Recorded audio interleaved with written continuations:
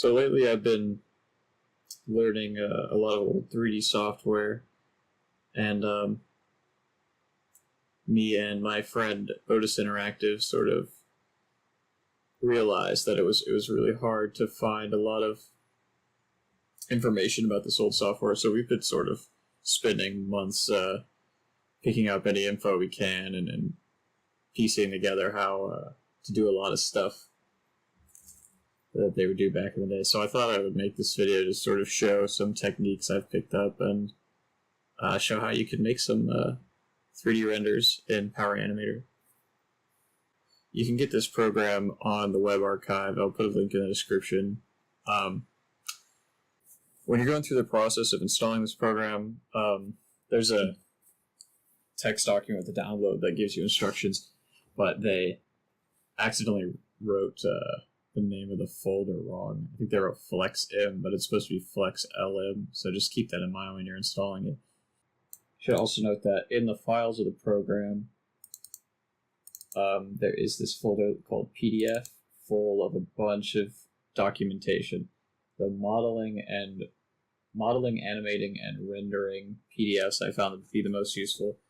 If there's any sort of tool you want to figure out how to use, or if there's any sort of anything you're confused about, I would definitely recommend looking through these. I usually keep them open while I'm working. Alright, so once you're in the program, you'll notice there's this palette menu and the shelves menu down here, and these will contain all the different tools and options that you have. And if your screen is looking like this, you want to go to Layouts, All Windows, All Studio up here, and that's going to give you the perspective camera, top, front, and right. And camera controls are you hold Alt-Shift, and if you left-click, it rotates, middle-click drags around, and right-click zooms in and out. So let's go ahead and make a cube, just as a basic thing. You want to come down here in the Shelves menu, go to the Create tab here, and then you can click Cube. And if you double-click any of these, they'll usually give you options. Now, if we hold down Alt, that'll turn on grid snapping when we place it down, so we can place it in the exact center. If you don't hold down Alt, you can just free drag it like this. Press the delete key to delete. So now, in order to grab this and move it around, you want to hold Control, Shift, left click, and drag your mouse to pick object. So these tools, if you hold Control, Shift, left click, middle click, and right click, all bring up these different options, and you'll be using those a lot. So again, that's Control, Shift, left click, pick object. Now you're with the pick object tool. You can also, if you want, come down to the pick transform tab down here and click this tool right here, pick object. Either way, you click on the object to select it, click it again to deselect it. If you want to deselect everything, Control Shift, left click, pick nothing. So once you have this selected, you're going to want to press Control Shift, middle click, transform move. And once you have that, you can move it in any of the windows. Control Z to undo. And the controls for movement are left click, drag it on the X, right click, drag it on the Z, middle click, drag it on the Y. So that's how you move stuff around in Poweranimator, drag it on the different axes. And if you want to move stuff on multiple axes at once, just come into one of these views, drag it around like that. Just by holding left click and moving freely. The other tools work the same. Scale. Scale uniformly scales. If you want to do non-uniform scale, you gotta click this one. Non-P scale, whatever that means. And then you can left click, middle click, right click, and same with rotation, of course.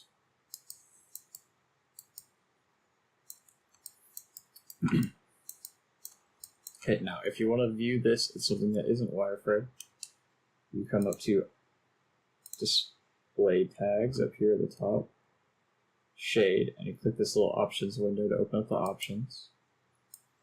I usually come down here to the tessellator, set this to high so it's more accurate. And I usually turn display textures off because I find that it can cause some issues on modern hardware. And then you just click the window that you want to turn the shade on, and click shade on. There you go. Now you can see.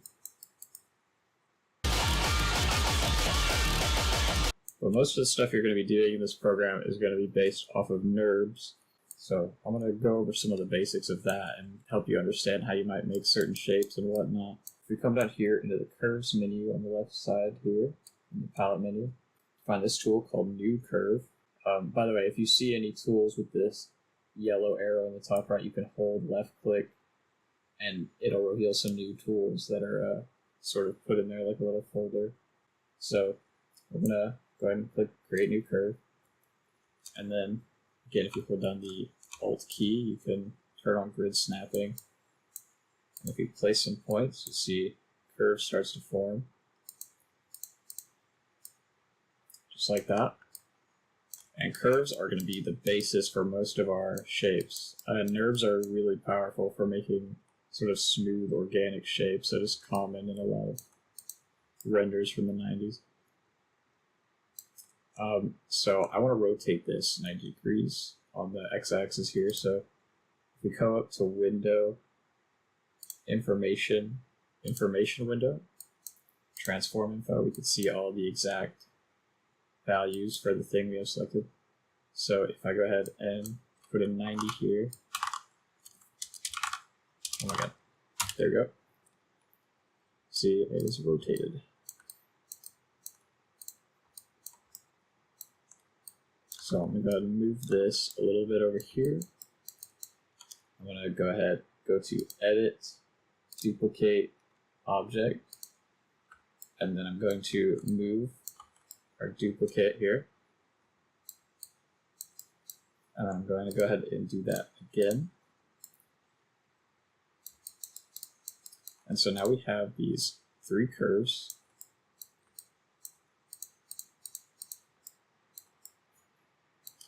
And with these 3 curves, we can go ahead and make a Nurbs surface. So let's go ahead and head down to the Surfaces palette right here. There are so many useful tools here, and I really do recommend opening the modeling PDF and sort of browsing through a lot of them. I'll be going over some of the main ones that I use, but there's so many. I'm going to go ahead and click this skin surface one here. If we open it up, we double click it, we can get these options here. I'm going to go ahead and leave all the options as the default. I'm going to press Go to start using the tool. You can see up here in the command prompt, it says select first curve. So we're going to click a curve. And if we hold Shift to select multiple curves, I can go ahead and click the second one, then the third one. Now I can go ahead and Control Alt, pick object to switch to the pick object tool, and then Control Shift, pick nothing. And now as you can see, we have this nice smooth surface here. And what's really cool about building surfaces this way is we can actually, if we left click here, you can see it's asking me, do I want to select the skin or do I want to select the curve? And if I select the curve that the skin was built off, you'll notice the skin is highlighted in pink. That's because it has a history with the curve, which means that I can move the curve and the skin will update accordingly. You can see how this would be very good for making cloth and sort of more organic shapes, terrain, anything like that. So if we go ahead and move that, see, made a little valley here. And we can also get a little bit more granular. If we press Control Shift, left click, drag to pick point types CV, that allows us to pick the CV points on a curve, which means these little squares here. So I can go and click that, and then I can move that around as well.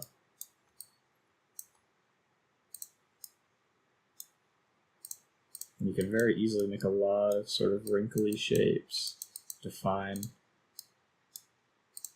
how this stuff occurs. Once you're done sort of defining the shape, you can also, if you need to, select the skin itself and begin moving around. And it'll warn you, it'll say like, this will break the history with the curve, so editing the curves will no longer change the skin if you do this. So if we go ahead and click yes, we can move the curve, rotate it, place it however we need to. And if we need to further edit the surface, we can go ahead and click it, and then go up to Object Display, Control, click the little options window, and this will let us control what is visible and pickable on this object.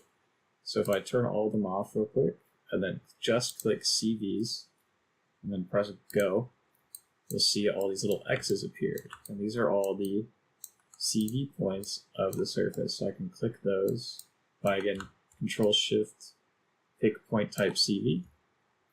I can pick whichever ones of these I want to move, and then move them around. And the surface will update accordingly.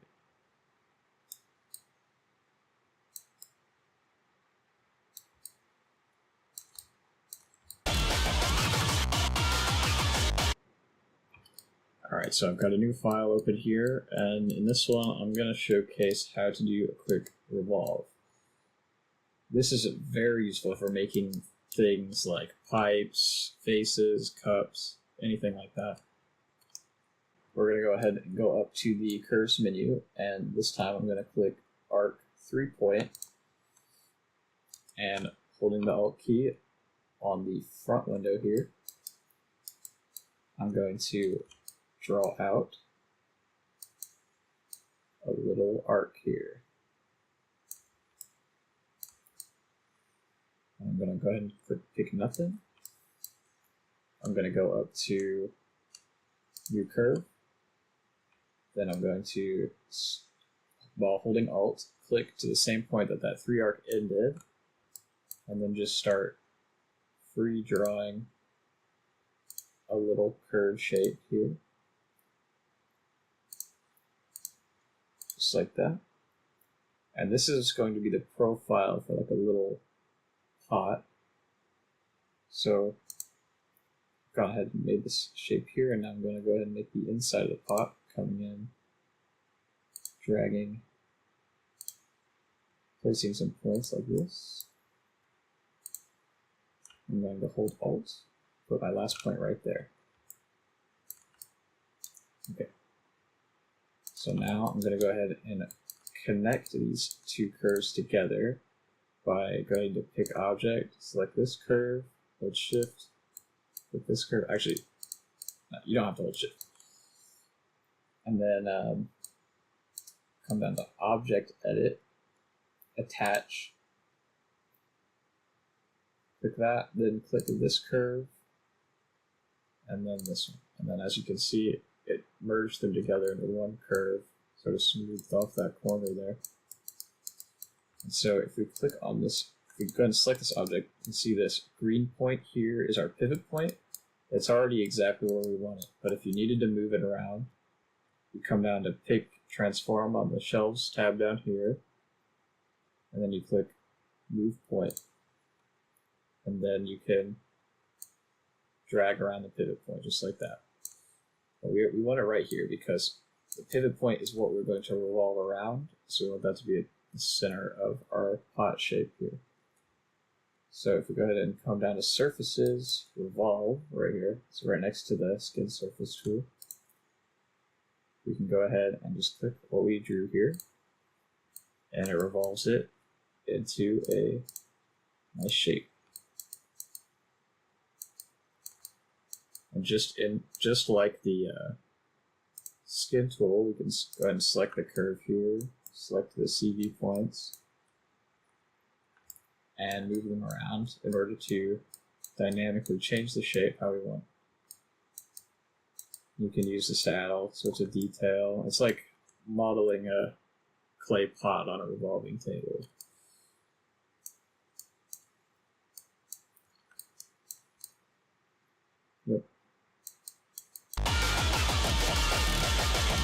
I'm going to go ahead and show you how to make a Birail sweep. So let's go ahead and draw a couple curves here. These are going to be the sort of paths that our surface follows. So I'm going to draw the left side path right here. I'm going to make a sort of shape that curves inward like that. Then I'm going to go ahead and make the right side path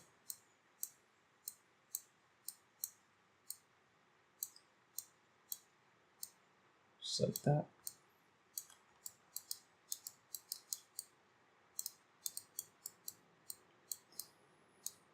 Okay, so now in the front window, I'm going to draw our profile curve that'll determine the sort of shape of the surface that's going to follow this path.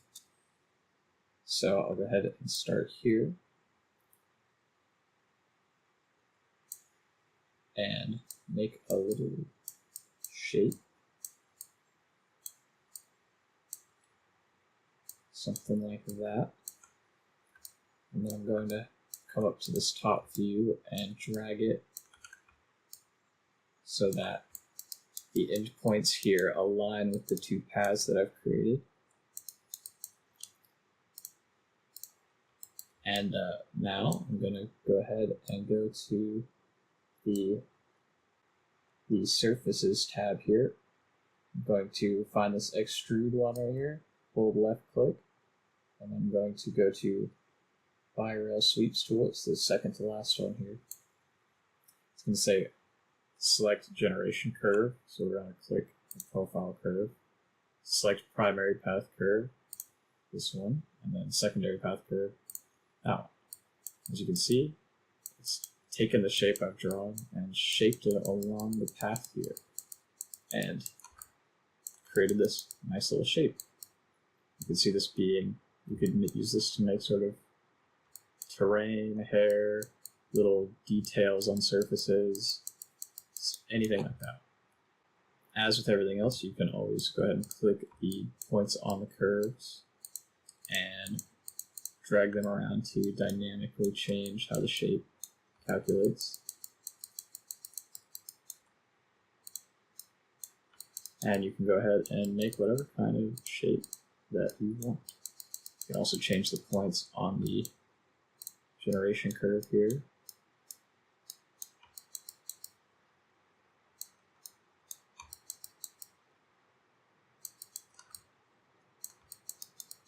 Yep. So that's okay. So in this render that I made recently, you can see this small detail I included is sort of a welding pattern along these surfaces that are intersecting. So I'm going to go ahead and show you how to do something like that. Sort of smooth two surfaces together like that with its own shape. I'm going to do this by showing you also how to make a sort of tree shape. So how I do this is first I start off with this 3-point arc, sort of draw a half circle here. Then I go ahead, click that, go to Edit, Duplicate, Mirror, go to the Z-axis, mirror that. So now I have these two half circles. And then I go ahead and go to New Curve. And with this, I hold Control-Alt to snap to curves. And I hold left click, drag all the way to the edge on the front view so that I get it right at the edge of where these two half circles intersect. And I go ahead and start drawing a sort of tree profile shape here. Something like that. And then I go ahead and repeat the process on the right side.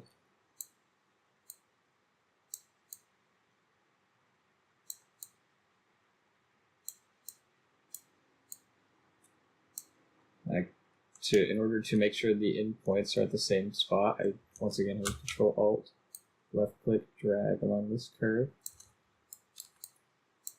And then I can select CV points to sort of edit how I want this sort of trunk shape to look.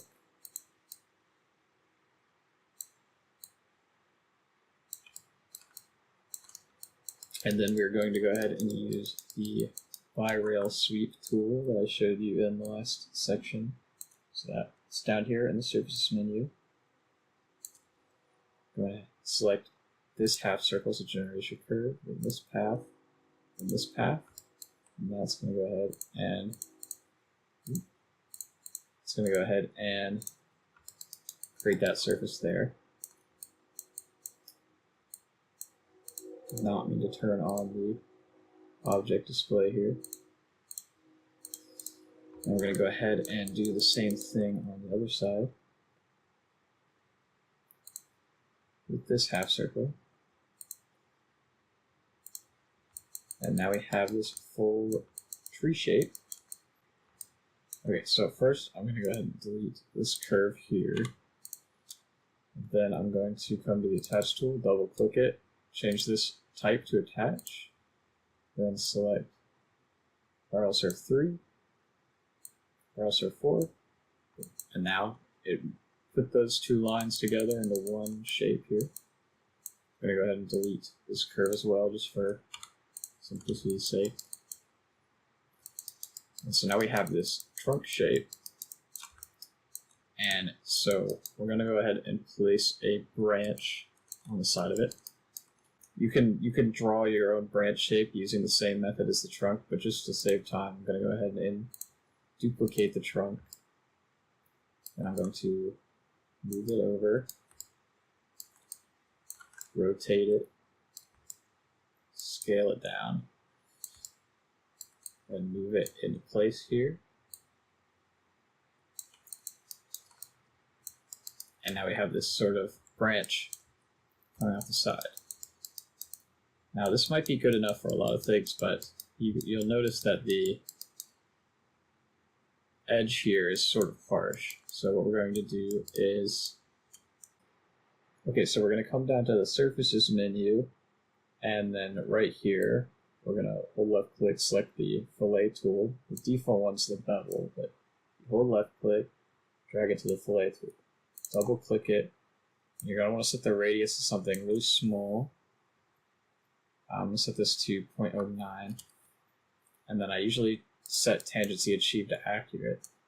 So if we press go, we can select the branch here. You'll notice all these blue lines facing outwards. If they're facing inwards, you want to click this reverse button here. You see that swaps it inwards. But you want to make sure it's facing outwards. Press accept. And then select the other surface. Make sure the lines are facing outwards. Press accept again. And as you can see, it made a little fillet here. And this smooths off the surface here. So if we go ahead and come up to render, direct render, you can see how smooth the surface looks at that intersection there. But keep in mind that this is its own separate object that it creates.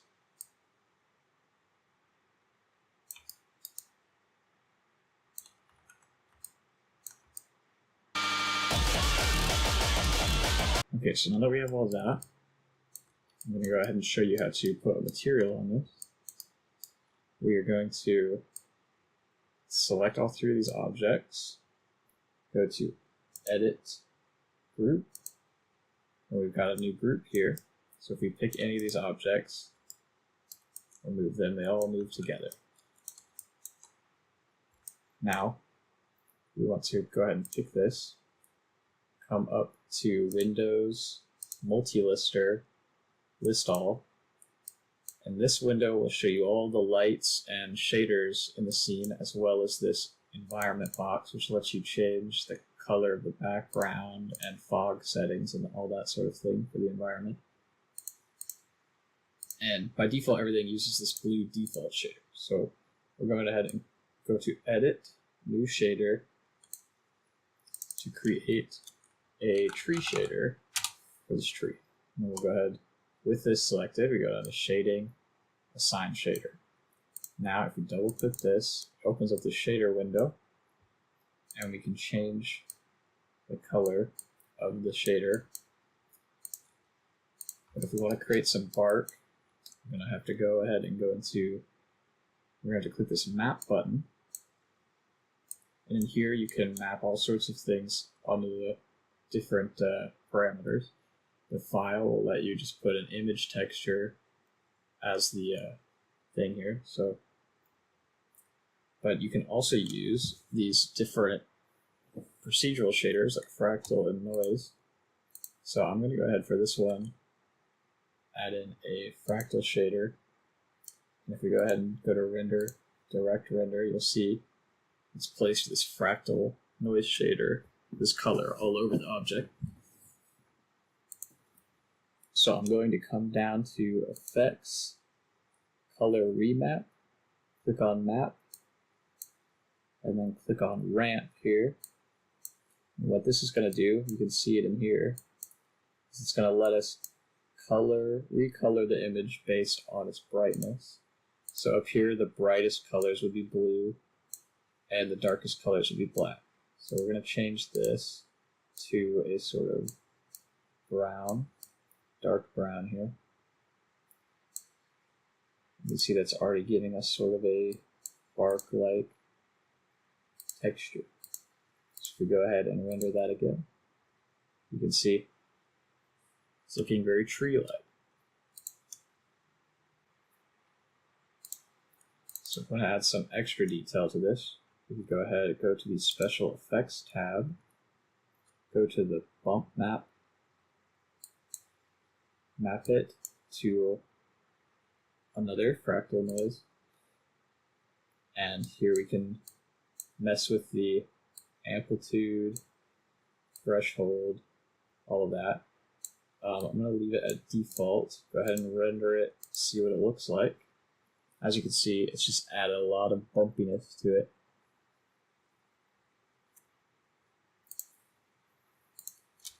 If you don't know what a bump map is, it basically creates the illusion of height by telling light to bounce off the surface in a certain way based off of the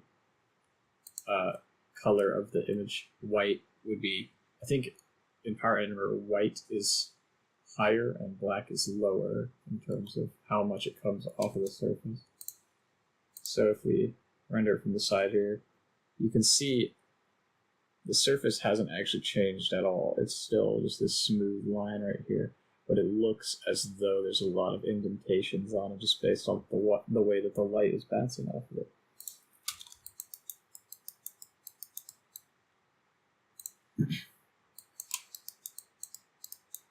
So now if we want to go ahead and make a light, we can go ahead, go to Edit New Light.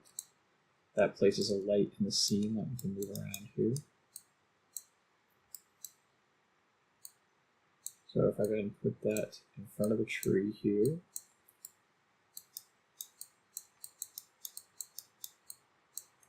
and if I go ahead and delete the other light that was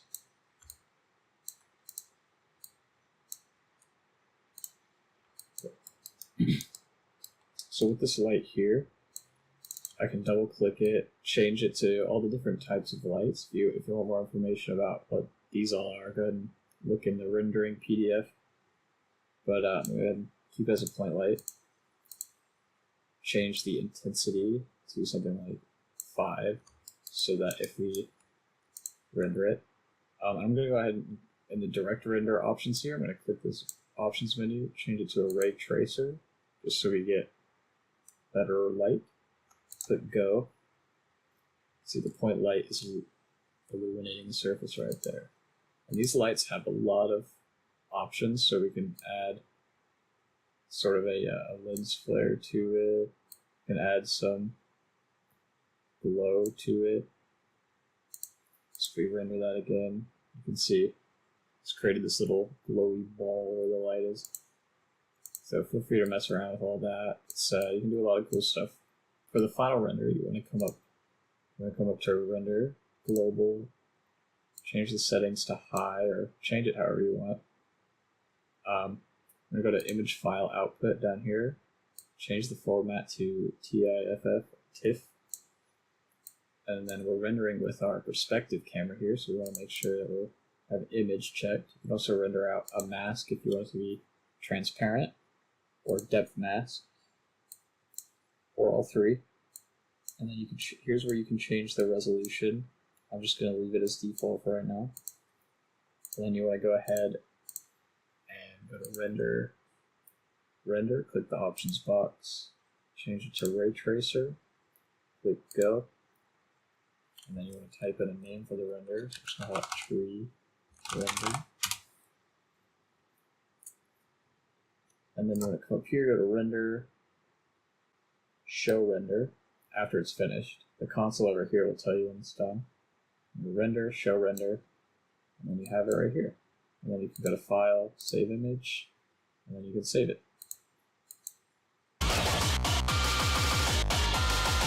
Okay, so here I'm going to show you how to do trimming, which is a very powerful tool with Nurbs, very important as well.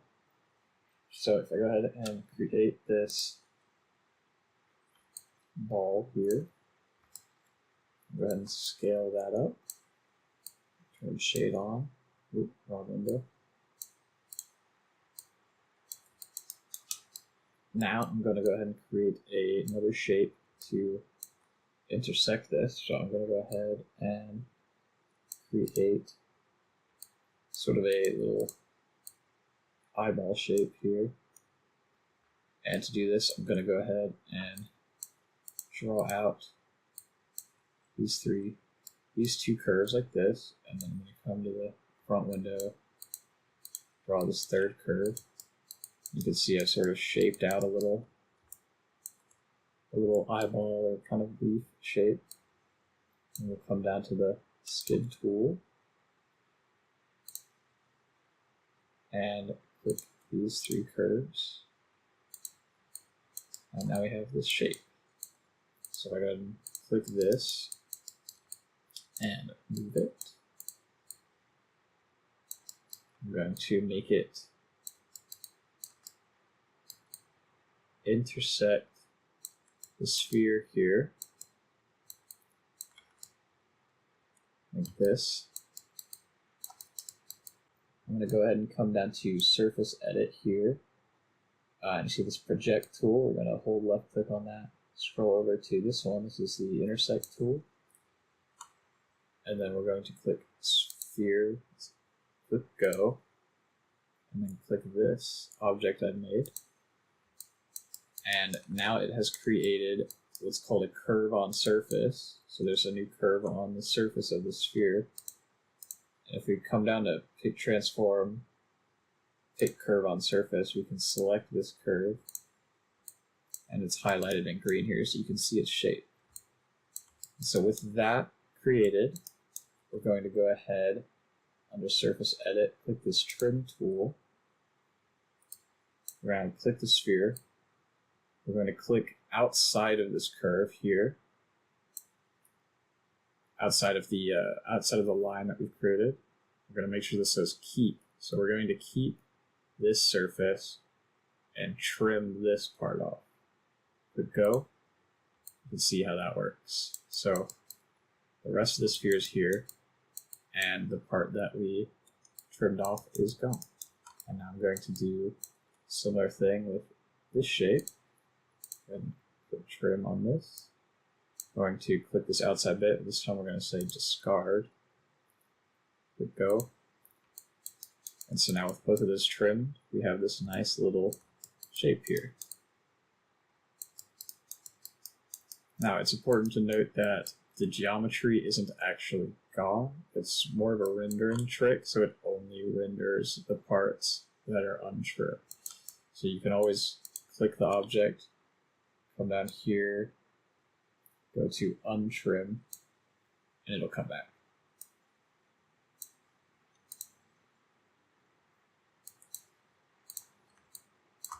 Yeah, so that's how you do a trim. Okay, so in this render you can see this sort of tube I made. This was very much inspired by the cover art to Fallout 1, I always wondered how they modeled those tubes on the mask. And I finally figured it out recently. It's the method I devised uses this tool called Animation Sweep, which is extremely powerful and very cool. So I'll go ahead and show you how to use that here. So the first thing we're going to want to do is create a path that the tube would follow. So I'm just going to go and draw a random path here. You can go ahead and select some of the CVs, move them up and down, because why not? Okay, and then we're going to use this thing called a construction plane, and what these do is sort of align your view to however the construction plane is placed. And these are very useful for orienting shapes so that they align with other shapes. I'll show you what I mean here. So we go down to construction, click create construction plane, hold Control-Alt to snap to curve, and then drag the construction plane along the curve. You'll see that it orients itself along the curve here. Click accept points. And now I want to rotate this plane so that it's facing sort of this way, facing us if we were looking at it from here. I'm going to click that, click the rotate tool. We're then going to type in the rotation values up here. I think 0.90 is what we want. Yep, okay. So now it's facing the end of the curve here, as you can see. And then we can go ahead and go back down to the construction, and then set construction plane. As you can see, the grid is aligned to the construction plane, and all the views have aligned to it as well. This is just a proper way to orient ourselves to the end of this path here. And what we're doing, and the reason that we did that, so we can go here, go to create circle, and we can go ahead and hold Alt, click it right at the center here, and then scale it up however we want to. We go back to construction, and click this tool, toggle between the current construction plane. We'll toggle back to the regular plane. And if you want, you can go ahead and delete the construction plane because we don't need it anymore. And as you can see, now we have a circle that is aligned to the curve here. So now that we have that circle, we actually want to go ahead and move it to the origin. So you just click the circle, hold Alt, drag it to the origin here. Because of the way the animation tool works, anything you want to animate along the path needs to be at the origin here. So with that there, we're going to go ahead and make a save here, because some actions cannot be undone in Poweranimator, so you always want to be saving. So I'm going to call this tube test 2. And so we're going to go ahead and go down to the animation section all the way down here. And you'll see this first option is called set motion. We're going to click that. Oh, first you need to select the object, then click set motion.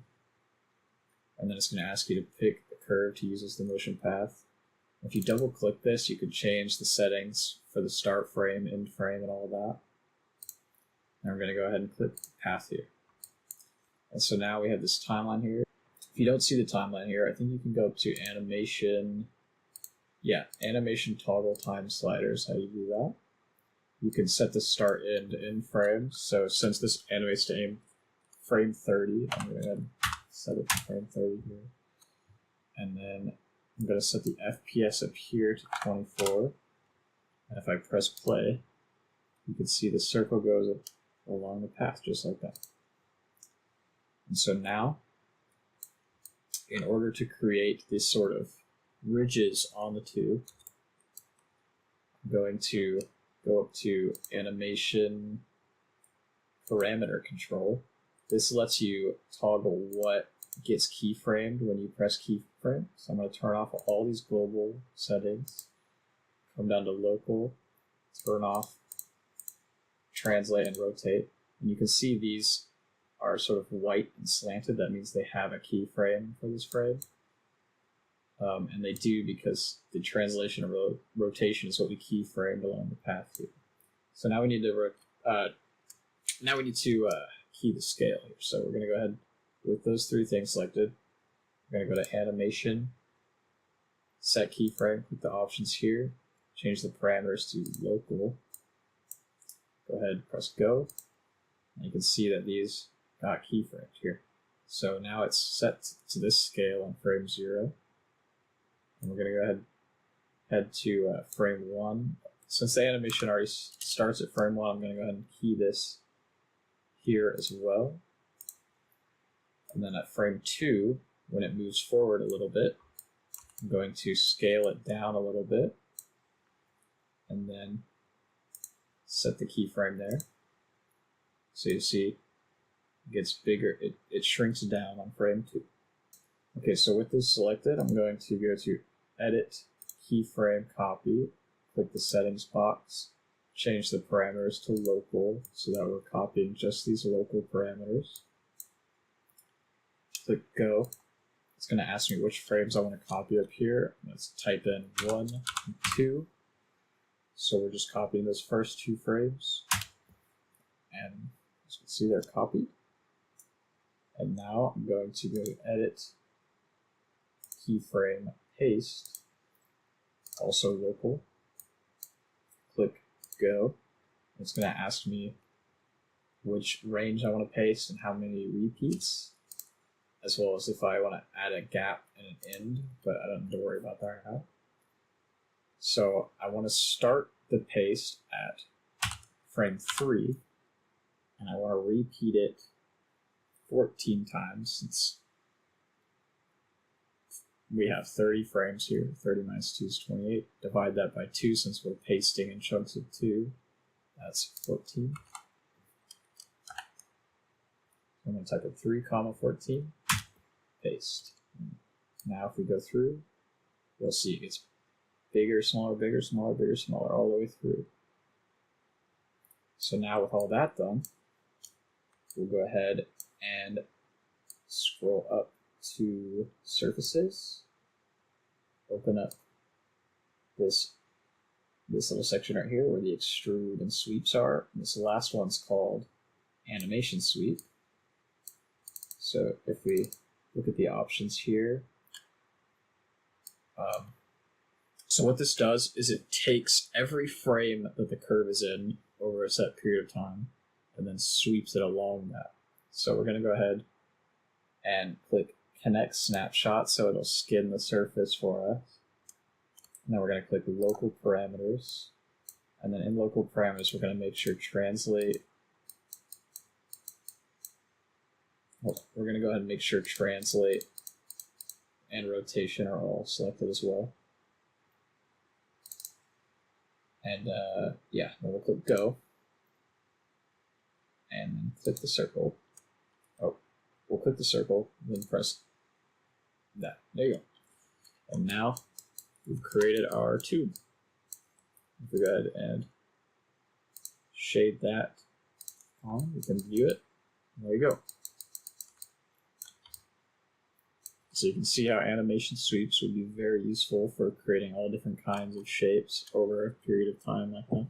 You use it to make like corkscrews and things like that.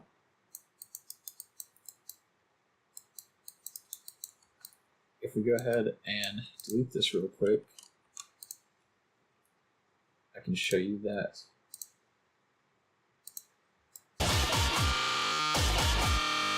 animation sweeps can also be done with objects. So if I make this sphere here,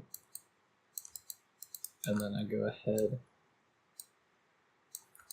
and animate that along the path just like we did the circle, and then I go ahead with the sphere selected and click Anim Sweep.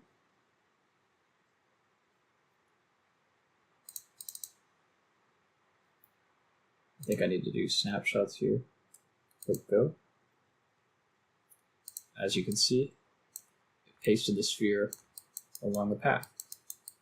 And so this is really useful for like placing various things along organic surfaces, like maybe rivets on metal, or trees along a path, or lampposts, or fence posts, anything like that you could do with animation sweeps.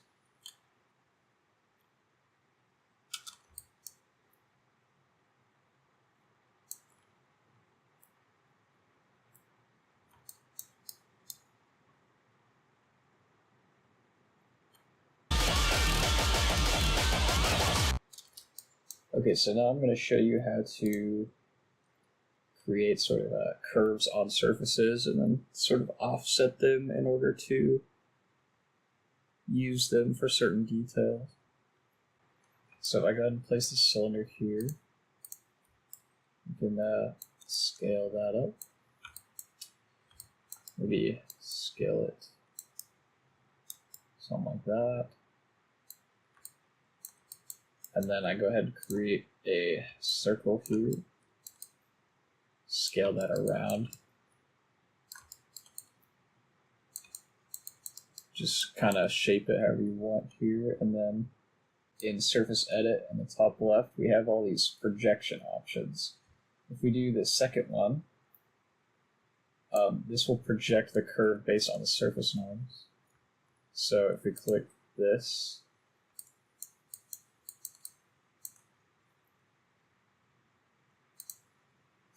use that tool, and then click the curve, you can see it's made a new curve on surface by projecting that curve onto the cylinder's surface normals. And you can do a lot of useful stuff with this. You could duplicate the curve off of the surface so that it sort of retains its shape, and then scale it up. I can show you how to do that real quick. So if we come down to Curve Edit, you can see this Duplicate Curve option. If I click that, select that, it creates a new curve separate from the cylinder that I can sort of scale up. And if I delete this original one, oops. So let's try that again. Click the curve to duplicate it. So that if I scale it outwards, you can see it sort of retains the shape here. And that's how I made the tube wrap around the oxygen tank in that render that I made. I just made a sort of spiral curve around the surface, duplicated it, and scaled it outwards so that it would sort of be offset. And then I used a circle to follow that curve and make the tube. Another cool thing you can do here is if we come down to Pick Transform, click Curve on Surface, click this curve, and then go to Object Edit. You have this Offset option. If we hold left click, you have this Tubular Offset option. So with Tubular Offset selected, go ahead and click this curve, and it'll create this little shape here that we can actually click on and drag to change the size of it. And then if we go ahead and press go, you can see it's created these two new curves here for us. So if we go ahead and use the trim tool here, we can select this and this to keep, get rid of these, press go. As you can see, it's created a nice little slice here. We can actually go ahead and make a little profile curve. I'm going to Control Alt to snap to curve like that. You can draw out a little shape. Control Alt again to drag that like that. Something interesting to know about curves is if you select some CV points and you want to make them sort of calculate sharper, you can head up to Curve Edit, hold left click in the top left box here, click this option here with the corner, and as you can see it made them sharper. but you can also double click it, change the multiplicity. You can see if I set it to 1, it'll be smooth. 2 and 3 are sharper. So if I do that, it'll create this sort of sharp thing. So if we go ahead and, with that profile curve, we're going to go ahead and do another Birail sweep. So we'll come down here, hold left click, switch to Birail sweep, click the profile, and then click these 2 edges here. What the fuck? Alright, so lastly, I'm just going to go ahead and show you some of the material and render options. So we're going to just go ahead and use the sphere, shade that. Windows, multi-lister, list all. I'm going to go ahead and create new shader, assign it to the sphere. And so in the shading model, we have Lambert, which is just like basically not shiny at all, just a really rough surface. Fong and Blend are for shiny surfaces. I usually prefer Fong. You can see we already have this little highlight here. Change the specular color, diffuse, shininess, reflectivity. You can add a reflection map. So in the color, we have all this shit. So I wanted to show off projection maps because this is very important. If we come in here, we can make a projection of a texture. We can change the projection type. Triplanar is best for most situations, but I'm going to use planar to show you how this works. When we map a texture onto it, I'm just going to use this checker texture.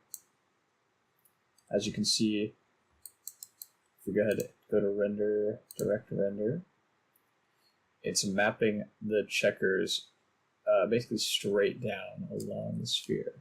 If we click on this projection, click this little box down here, we can actually physically look at the projection and move it around.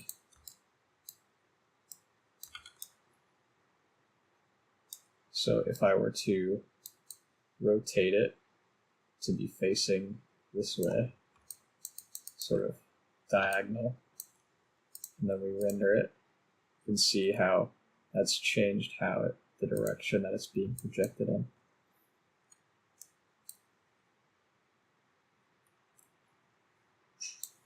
Also go in here and alter the projection type to spherical or triplanar. Triplanar basically projects it from a bunch of different sides. It's very good for if you just want to slap a material with a consistent scale on multiple objects.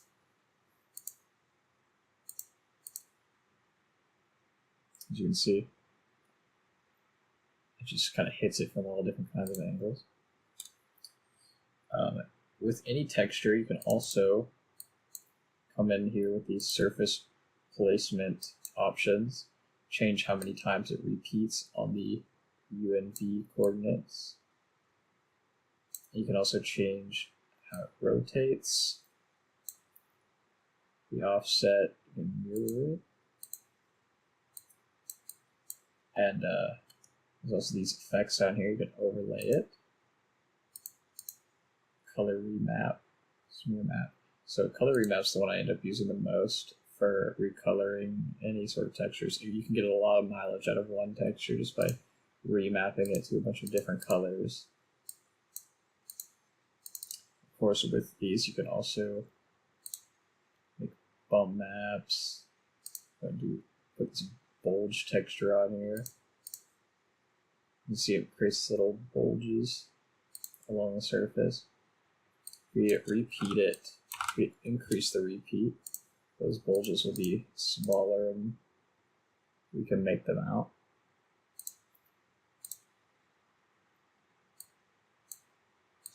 This glow effect down here is one of my favorites. We go ahead and ramp that up a little bit and then render it. You can see it applies this sort of glow as a post-processing effect on top of the shader.